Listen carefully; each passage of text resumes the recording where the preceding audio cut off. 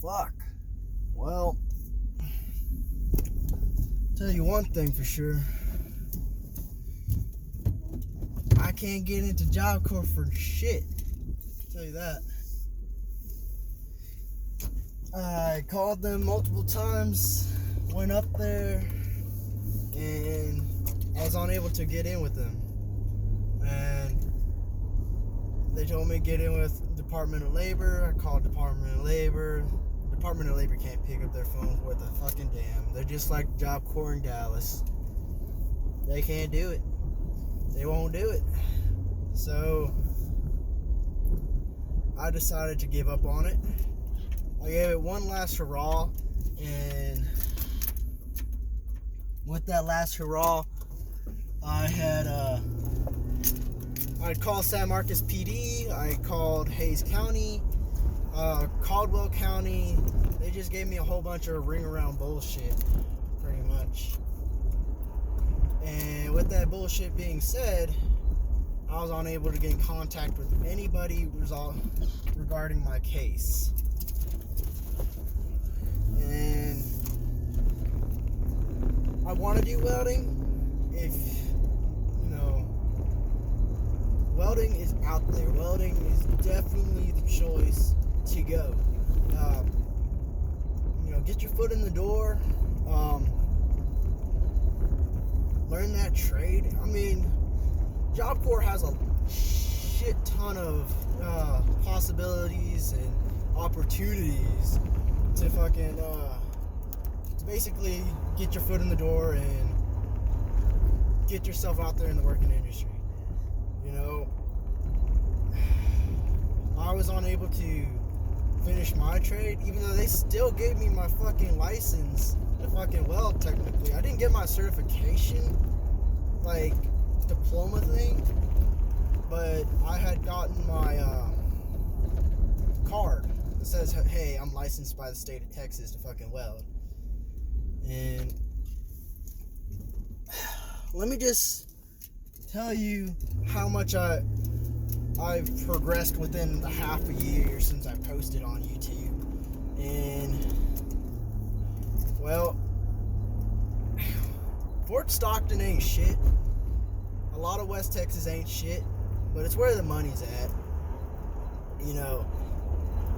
If you know people out there, get a job. I mean, as of what I'm speaking right now, as of right now of this year, the money out there's pretty good. You got niggas working at Walmart making $15 to $17 an hour. Every motherfucker at that Walmart, now it's a small ass Walmart, I'll give you that, but everyone in that fucking store is a fucking yellow shirt, which is like, I guess, a manager's position or something. I never worked at Walmart before. You got niggas at fucking McDonald's making 15. Across the fucking state, across the nation of the United States, you got niggas protesting, oh, we want 15 something. Well, go to West Texas, working on that McDonald's, so you get your fucking money there. I worked at Sonic. I fucking hated it. I worked at a Sonic before when I was in high school. I made $7.25. $7.25 ain't shit. If you're counting inflation, if that was like 30 years ago, yeah, you could live off that. But I worked at Bush's.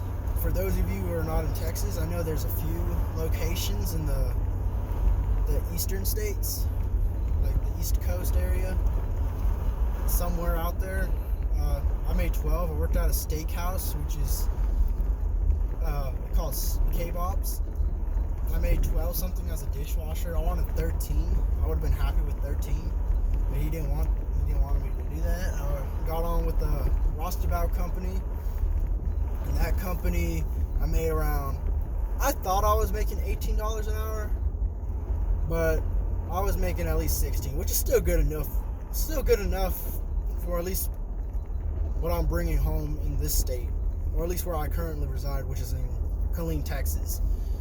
And for those of you who don't know where the fuck is Killeen, it's right next to Fort Hood. One of the biggest, I'm not even say one of, the biggest army post in the United States.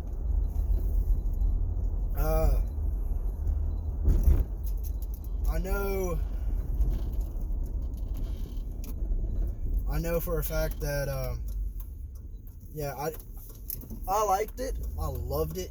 You saw most of Texas that you wouldn't think had actual fucking hospitable places.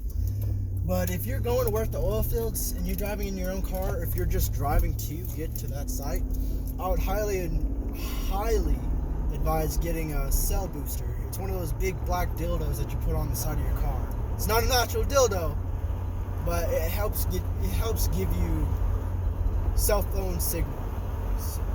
And trust me, you're gonna need that, because when you get stuck on the fucking job site and you have your superintendent pull your ass out, then you're gonna wish you had that, because sometimes you won't be as fortunate as I was to have cell phone signal, and get my ass pulled out, because I was crying like a little bitch. And getting back to that last job that I worked where I got stuck at, I made $26 an hour. Probably maybe 23, I'm not sure. But I only worked 3 fucking days. And then plus my per diem, and then my travel pay to get there and travel pay to go. I made at least $5,000 within those 3 days. And I was fucking ecstatic. Most of it went to shambles. Well, I'm kind of exaggerating. It probably wasn't 5,000. It was more like around 4 to 3 after tax. But still, that doesn't negate the fact that I was just a helper. Now, if I was a pipe fitter or someone else, I would have been making at least 30 something. I'm not complaining. I love that job, but there are some caveats. If you want to work on those work sites, you need to invest into yourself, especially if you're just a helper. At minimum, you need to get some flame retardant clothes. Now, for those of you who are at Job Corps and are bitching and complaining about why your shit's, expensive, and, why those flame retardant clothes are so much, go to Walmart and, go to Walmart, and just for one fucking flame retardant shirt, that's $78. $78. And I remember when I asked that at Gary, why is it so much? So the jacket and all this is $100 something. Well, at least for the jacket or the shirt that I got, which was $78 out of Walmart in West Texas, that shirt was better built, but I haven't really got to put it through the rigors of the actual, wear and tear in the oil field. I remember a time where I couldn't wake up on time, and thankfully my job site, the last job I was at, which was when it was in early or late April of 2019. And sorry, but yeah, it was in April of 2019, and if they would have hired me at the beginning of when that job started, I probably would have been making I would have had at least 10,000 saved, and I would have made more than what I needed to make.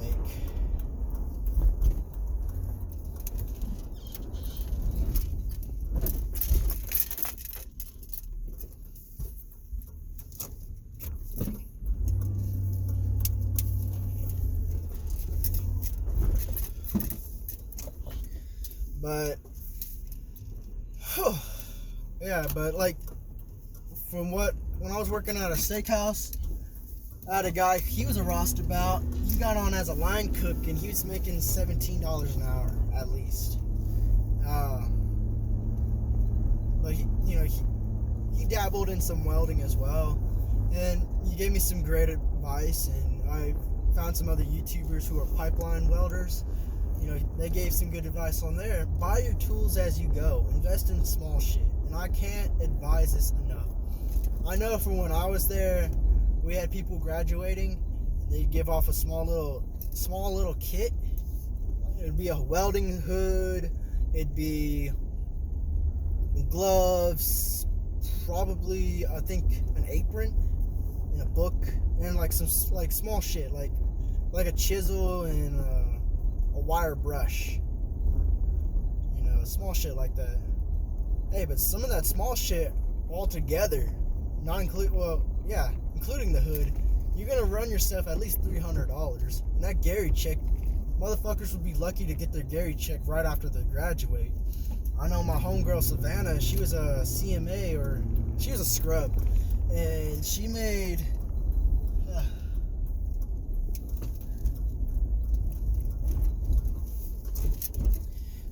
damn well enough. I mean, she ain't making shit now. I'm sorry, Savannah, you ain't making shit. You got all your homegirls from Job Corps in there. That's got to tell you something. Don't go soft trade. Go hard trade. You'll make more money that way, fellas. Don't be a scrub unless you're in a high... That's another caveat. Go where the jobs are in demand. Don't stay in your home location, because Killeen, they ain't welders out here.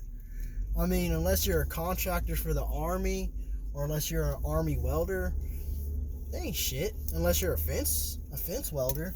But even that, you're lucky if you're making $12 an hour as a fence welder. If you're really experienced, then you're making at least 16.